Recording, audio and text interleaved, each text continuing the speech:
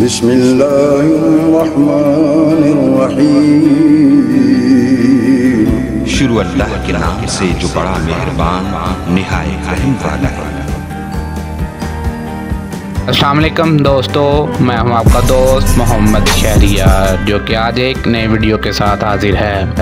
نہ دیکھا کہ نصرت صبر کا انعام ہوتی ہے، نہ سمجھے تھے اطاعت باعث اکرام ہوتی ہے۔ راہ فتح پہلی شرط ہے ثابت قدم رہنا، جماعت کا باہم رکھنا، جماعت کا باہم رہنا۔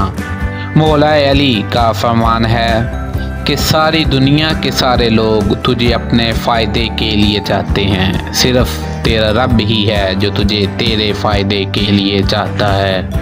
آپ فرماتے ہیں کہ زندگی میں خود کو کبھی کسی انسان کا عادی مت بنانا، کیونکہ انسان بہت خود غرض ہے۔ جب آپ کو پسند کرتا ہے تو آپ کی بڑائی بھول جاتا ہے، اور جب آپ سے نفرت کرتا ہے تو آپ کی اچھائی بھول جاتا ہے۔